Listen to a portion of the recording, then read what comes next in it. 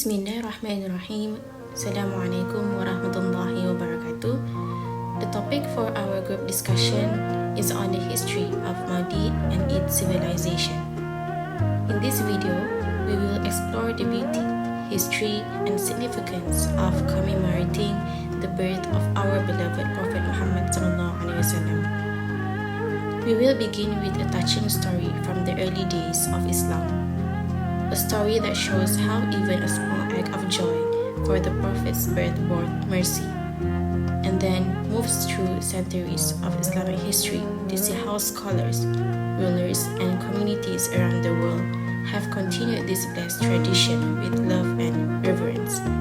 Let us begin. Why do we celebrate the Prophet's birthday? In the Quran, Allah says in Surah Al-Imran verse 31, "Tell them, O Muhammad, if you love Allah, then follow me. Allah will love you and forgive you your sins." This verse reminds us that loving the Prophet Muhammad SAW is a sign of loving Allah, and by celebrating his birth is one way of expressing love, gratitude, and remembrance of the greatest mercy sent to the mankind. Rabiul Awwal and the Springs of Mercy, the hadith of Abu Lahab, and a narration by Urwah radhiyallahu anhu, Thuwaybah radhiyallahu anha was the freed slave woman of Abu Lahab. When she informed Abu Lahab of the birth of the Prophet Muhammad SAW, he felt so overjoyed that he immediately freed her. Thuwaybah radhiyallahu anha later became one of the women who suckled the Prophet SAW and eventually embraced Islam. After Abu Lahab's death, his brother Al-Abbas radhiyallahu anhu saw him in a dream in a terrible condition and asked what he had encountered after death.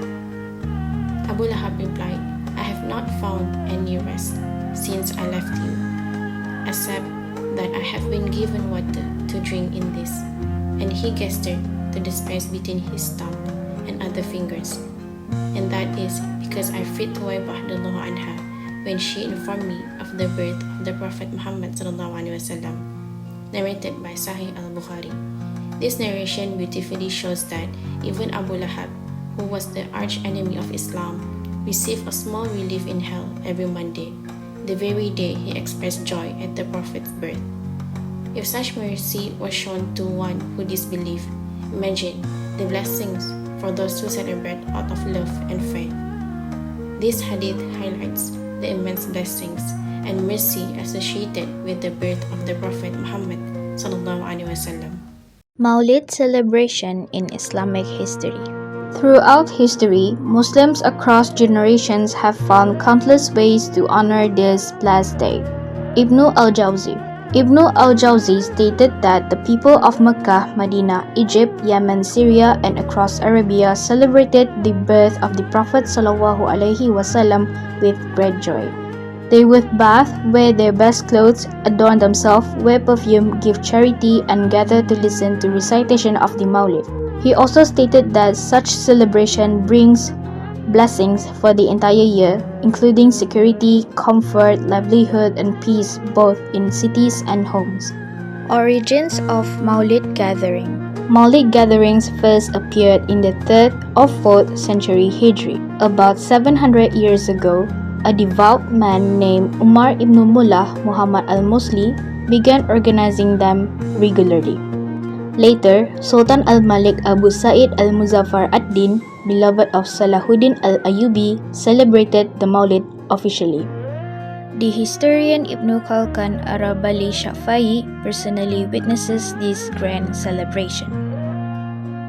Mawlid in Egypt and Andalus. Beyond the Arabian Peninsula, the kings of Egypt also celebrated the Mawlid Sharif as witnessed by Allama ibn Juzri.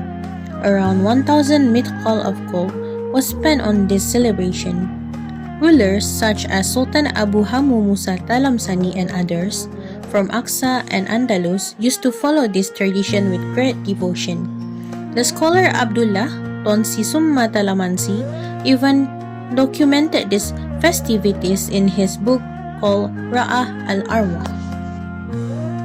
Sheikh Yusuf bin Ismail al-Nabani Sheikh Yusuf bin Ismail an-Nabhani wrote that the people of Makkah visit the Prophet's birthplace on the eve of Mawlid an-Nabawi every year and hold large gathering there. This is considered a touching symbol of devotion that continues to this day. Shah Waliullah.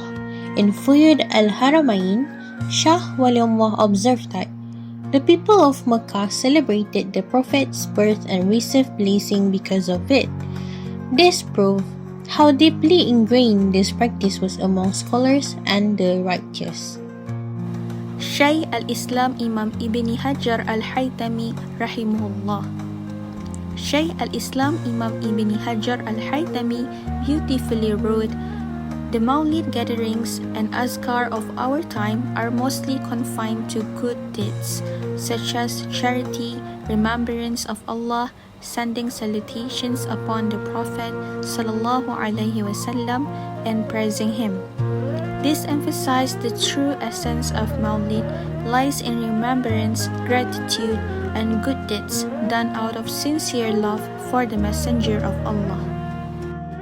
The famous 8th century historian Ibn Battuta.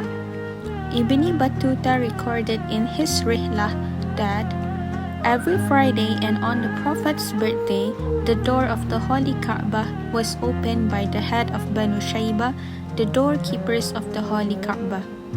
Meanwhile, on Mawlid Sharif, the Shafi'i head judge of Makkah al-Mukarramah, Najm al-Din Muhammad ibn al-Imam Muhi al-Din al-Tabari, distributed food to the descendants of the Prophet sallallahu alaihi wasallam and to the people of Makkah al-Mukarramah.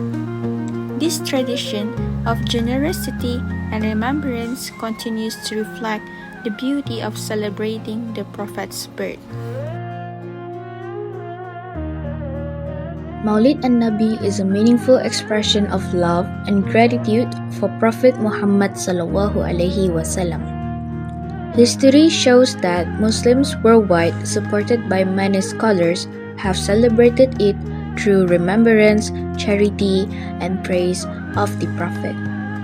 The essence of Mawlid is to strengthen our connection to Rasulullah sallallahu alaihi wasallam by following his character, increasing our faith, and fostering unity within the Ummah.